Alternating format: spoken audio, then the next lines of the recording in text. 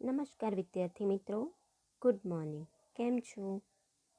આપણે આગળના વિડીયોમાં પાઠ 1નો અભ્યાસ કરી ગયા, જેનું સ્વાધ્યાય તમે નોટમાં લખ્યું હશે, લેશન બધાએ કર્યું હશે. ચાલો હવે આપણે પાઠ 2નો અભ્યાસ કરીશું. પાઠ 2, પ્રથમ વિશ્વયુદ્ધ અને રશિયન ક્રાંતિ. પશ્ચિમ યુરોપના રાષ્ટ્રોની સામ્રાજ્યવાદની ભૂખ અને પ્રદેશ લાલસાને લીધે તેમણે એશિયા અને આફ્રિકાના દેશોમાં જઈને સંસ્થાનો સ્થાપ્યા અને તેમની સત્તાનો વિસ્તાર કર્યો. પરિણામે યુરોપના દેશો વચ્ચે સંસ્થાનો સ્થાપવાની સ્પર્ધા શરૂ થઈ હતી. પશ્ચિમ યુરોપના આ સંસ્થાન ભૂખ્યા દેશોએ એશિયા આફ્રિકાના દેશોને આર્થિક, સામાજિક અને સાંસ્કૃતિક નુકસાન પહોંચાડ્યું હતું. વિશ્વ રાજકારણમાં તેના એવા પરિણામો આવ્યા કે જેને લીધે પ્રથમ વિશ્વયુદ્ધ અને રશિયાની બોલ્શેવિક ક્રાંતિ વગેરે જેવા અનેક બનાવોનું સર્જન થયું હતું. એશિયા અને આફ્રિકામાં સંસ્થાનો સ્થાપવામાં પશ્ચિમ યુરોપના રાષ્ટ્રો મુખ્ય હતા. સ્પેને નેધરલેન્ડ્સ, બેલ્જિયમ, લક્ઝમબર્ગ, પોર્ટુગલ વગેરે રાષ્ટ્રો પર પોતાની સત્તા સ્થાપી હતી. પશ્ચિમ યુરોપના રાષ્ટ્રો સામ્રાજ્યવાદી હતા. તેમણે તેમના પડોશી રાષ્ટ્ર પર સત્તા જમાવી હતી. આમ પશ્ચિમ યુરોપના આ સંસ્થાનો ભૂખ્યા દેશોએ એશિયા આફ્રિકાના દેશોને આર્થિક, સામાજિક અને સાંસ્કૃતિક નુકસાન પહોંચાડ્યું હતું અને વિશ્વ રાજકારણમાં તેના એવા પરિણામો આવ્યા કે જેને લીધે પ્રથમ વિશ્વયુદ્ધ, રશિયાની બોલ્શેવિક ક્રાંતિ વગેરે જેવા અનેક બનાવોનું સર્જન થયું. તો વિદ્યાર્થી મિત્રો, ચાલો આપણે તેનો વિગતે અભ્યાસ કરીએ. પશ્ચિમ યુરોપ અને એશિયા આફ્રિકામાં સંસ્થાનવાદ. એશિયા આફ્રિકામાં સંસ્થાનો સ્થાપવામાં પશ્ચિમ યુરોપના રાષ્ટ્રો મુખ્ય હતા.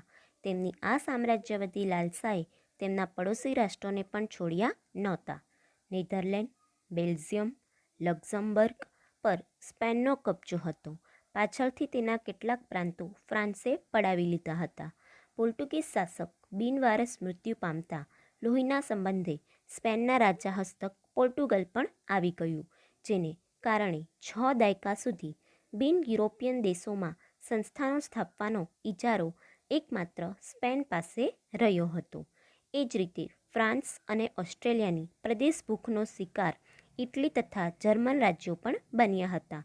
જોકે જ્યારે એશિયા આફ્રિકાના દેશો પર સ્વતંત્ર યુરોપીય સત્તાનો પકડ મજબૂત બની રહી હતી, ત્યારે આ બધા દેશો સ્વતંત્ર થઈ ગયા અને તેમણે પણ પોતાના અગાઉના માલિકોના માર્ગે ચાલી એશિયા આફ્રિકાના કેટલાક રાજ્યોને પોતાની સત્તા હસ્તક લીધા હતા.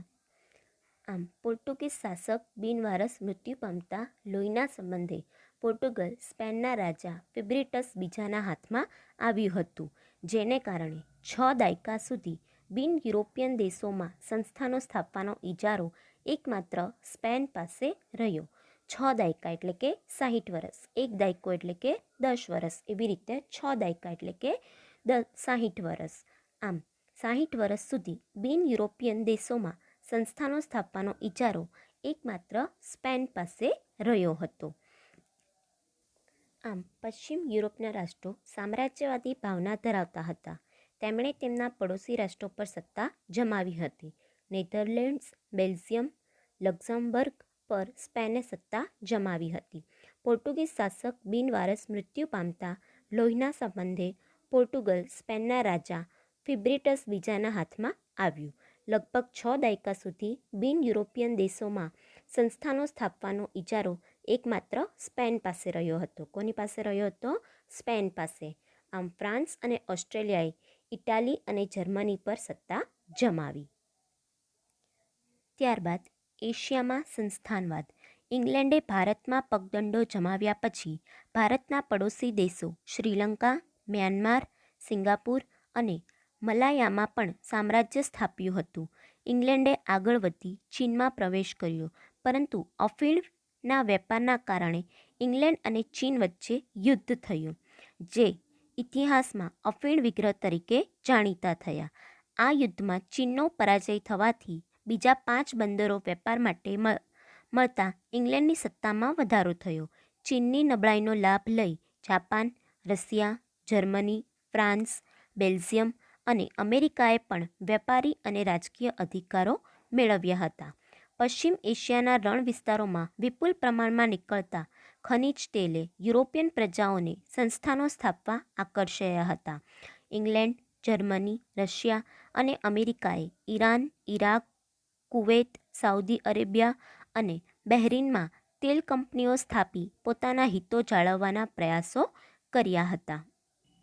આમ ઇંગ્લેન્ડે ભારતમાં સત્તા જમાવ્યા પછી શ્રીલંકા, મ્યાનમાર એટલે કે બર્મા, સિંગાપુર, મલાયા વગેરે ભારતના પડોશી દેશો ઉપર સત્તા જમાવી. ઇંગ્લેન્ડે ચીનમાં પ્રવેશ મેળવ્યા પછી કેન્ટોન બંદરે અફીણનો વેપાર શરૂ કર્યો. તેથી ઇંગ્લેન્ડ અને ચીન વચ્ચે અફીણ વિગ્રોહ થયા. તેમાં ચીનની હાર થતાં ઇંગ્લેન્ડને ચીનના બીજા 5 બંદરો મળ્યા. તેથી ચીનમાં ઇંગ્લેન્ડની સત્તામાં વધારો થયો. આમ અફીણના વેપારના કારણે ઇંગ્લેન્ડ અને ચીન વચ્ચે યુદ્ધ થયા, જે ઇતિહાસમાં અફીણ વિગ્રોહ તરીકે જાણીતા થયા. ચીનની નિર્બળતાનો લાભ ઉઠાવી Russia, Germany, France, Belgium, America વગેરે દેશોએ પણ ચીનમાં વ્યાપારી અને રાજકીય અધિકારો મેળવ્યા. પશ્ચિમ એશિયાના દેશોમાં ખનિજ તેલના વિપુલ ભંડારો હતા. તેથી ઇંગ્લેન્ડ, જર્મની, રશિયા અને અમેરિકાએ Iran, Iraq, Kuwait, Saudi Arabia અને બહેરીન વગેરે દેશોમાં પોતાની તેલ કંપનીઓ સ્થાપી.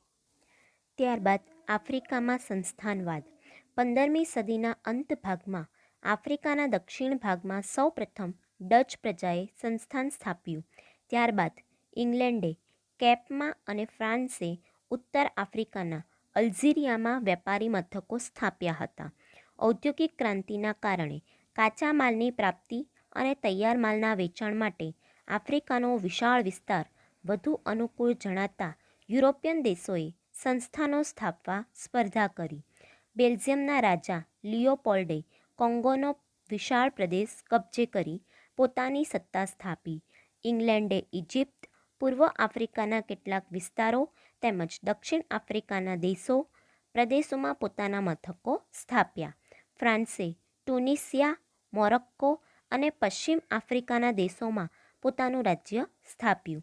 જર્મનીએ પૂર્વ તથા પશ્ચિમ આફ્રિકાના કેટલાક પ્રદેશોમાં પોતાનું સામ્રાજ્ય વિકસાવ્યું.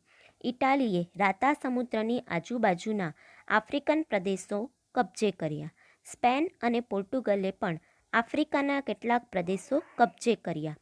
આ પ્રાદેશિક વિસ્તારો મેળવવાની સ્પર્ધા વચ્ચે બર્લિન ખાતે યુરોપિયન રાજ્યોની એક પરિષદ મળી, જેમાં આફ્રિકાના જુદા જુદા પ્રદેશો વચ્ચે લેવામાં આવ્યા. આ પ્રમાણે સમગ્ર આફ્રિકામાં યુરોપના વિવિધ દેશોનું સામ્રાજ્ય સ્થપાયું હતું. એક તરફ યુરોપના સંસ્થાન ભૂખ્યા રાષ્ટ્રો એશિયા આફ્રિકાના પ્રદેશો પર પોતાના સંસ્થાન સ્થાપી સ્વહસ્તક કરવા માંગતા હતા, ત્યારે બીજી બાજુ જર્મની અને ઇટાલીમાં એકીકરણ થયું હતું.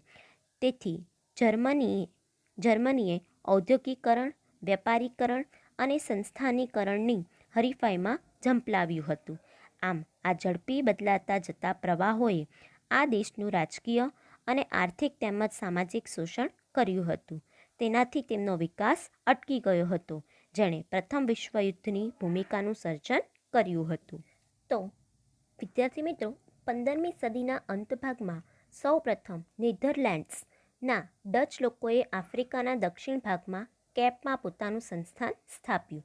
ત્યાર પછી ઇંગ્લેન્ડે કેપમાં અને ફ્રાન્સે ઉત્તર આફ્રિકામાં અલ્જીરિયામાં સંસ્થાનો સ્થાપ્યા. બેલ્જિયમના રાજા લિયોપોલ્ડે કોંગોના પ્રદેશો કબજે કરી ત્યાં પોતાની સત્તા સ્થાપી. ઇંગ્લેન્ડે ઇજિપ્ત તથા પૂર્વ આફ્રિકાના કેટલાક વિસ્તારોમાં તેમજ દક્ષિણ આફ્રિકા, નાતાલ, ટ્રાન્સવાલ વગેરેમાં પોતાની સત્તા સ્થાપી. ફ્રાન્સે ટ્યુનિશિયા, મોરસ્કો, પશ્ચિમ આફ્રિકાના પ્રદેશો વગેરેમાં પોતાનું રાજ્ય સ્થાપ્યું. જર્મનીએ પૂર્વ અને પશ્ચિમ આફ્રિકાના કેટલાક પ્રદેશોમાં પોતાનું સામ્રાજ્ય સ્થાપ્યું હતું. ઇટાલીએ રાતા સમુદ્રની આસપાસના પ્રદેશો પર સત્તા જમાવી.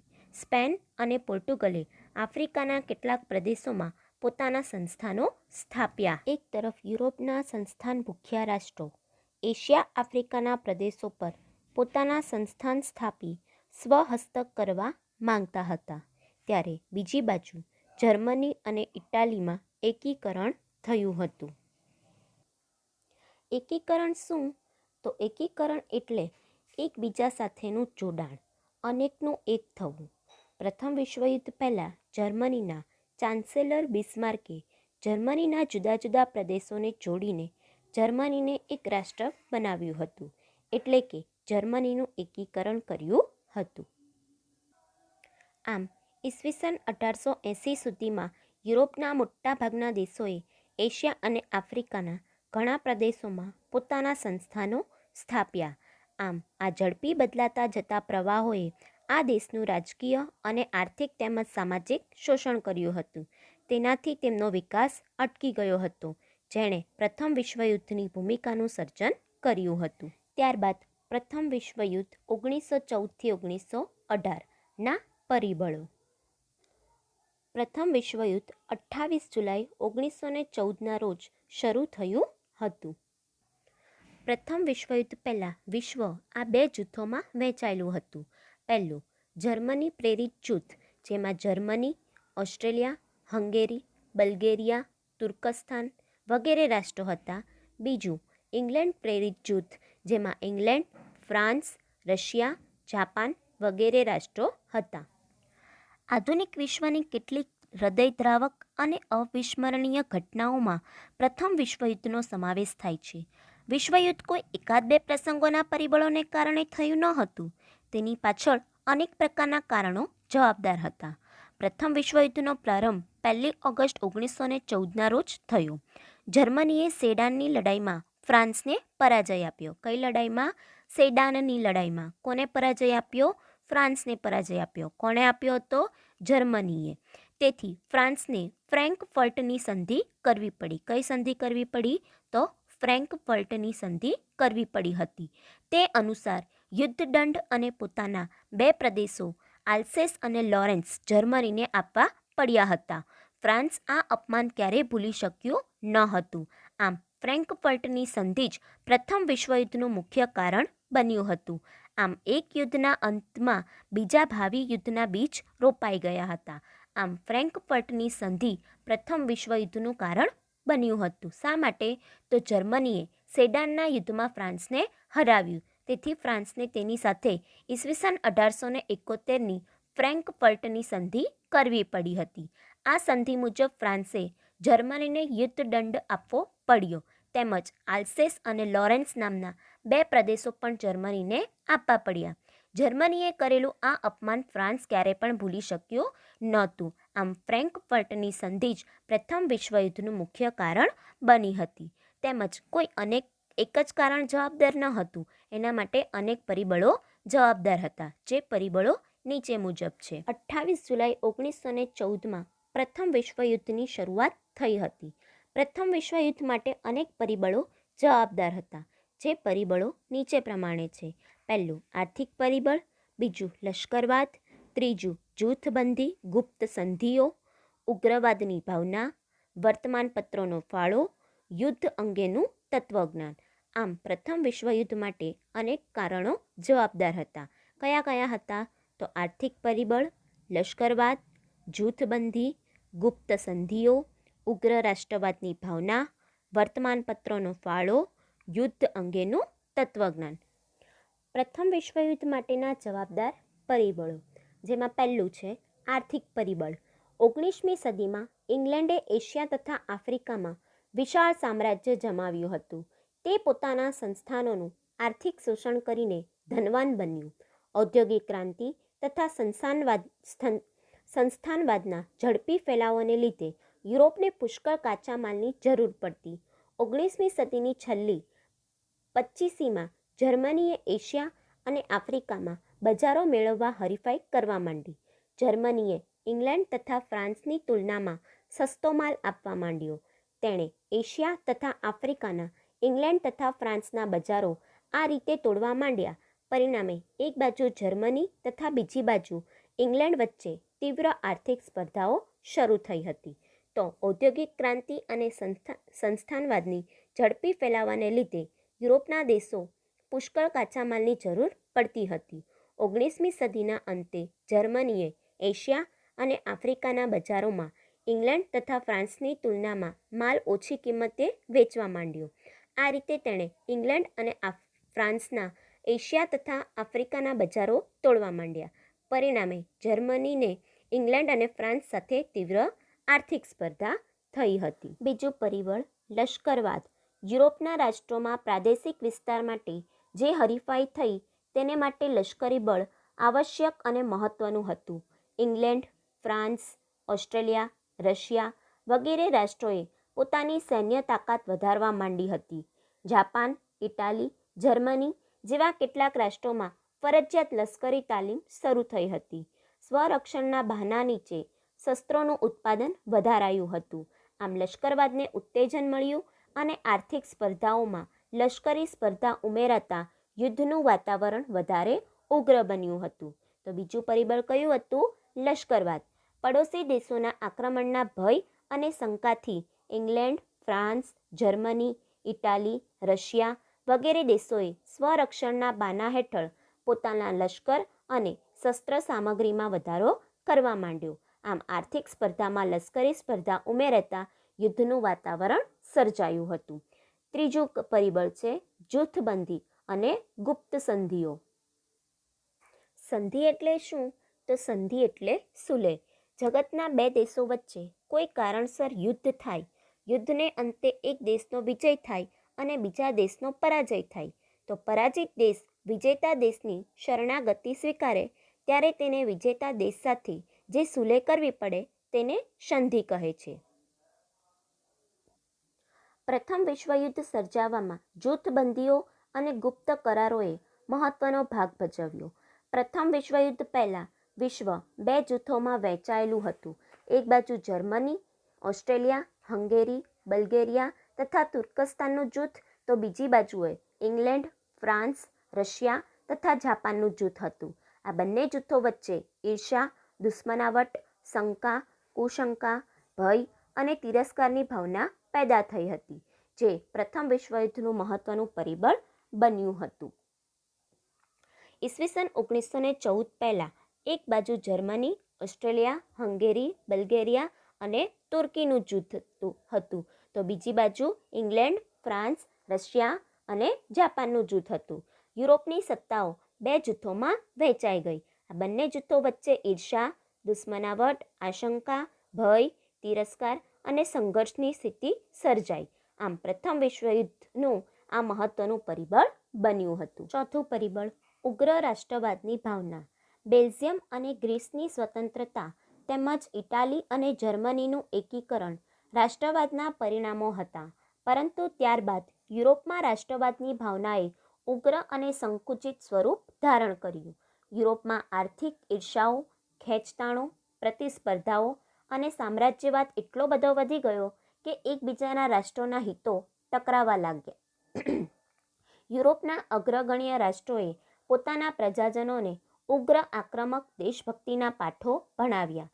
પોતાના દેશ પ્રત્યે પ્રેમ અને અન્ય રાષ્ટ્રો પ્રત્યેની ઘૃણાને પ્રોત્સાહન આપવામાં આવ્યું. જર્મન સમ્રાટ કેસર વિલિયમ બીજો ઉગ્ર રાષ્ટ્રવાદ અને સામ્રાજ્યવાદનો પ્રણેતા હતો. તે મહત્વાકાંક્ષી અને વિશ્વ પ્રભુત્વની નીતિમાં માનતો હતો. તે પોતાની પ્રચંડ લશ્કરી તાકાતથી પોતાનું ધાર્યું કરાવવા માંગતો હતો. જર્મનીની જેમ અન્ય રાષ્ટ્રોમાં પણ યુદ્ધની ભાવના ફેલાઈ અને આ પ્રથમ વિશ્વયુદ્ધમાં પરિણમી હતી. આમ બેલ્જિયમ અને ગ્રીસની સ્વતંત્રતા તેમજ ઇટાલી અને જર્મનીનું એકીકરણ થયું હતું. એકીકરણ એટલે કે એકબીજા સાથેનું જોડાણ. યુરોપમાં આર્થિક ઈર્ષાઓ, ખેંચતાણો, પ્રતિસ્પર્ધાઓ અને સામ્રાજ્યવાદની અત્યંત વૃદ્ધિના કારણે એકબીજા રાષ્ટ્રોના હિતો ટકરાવા લાગ્યા.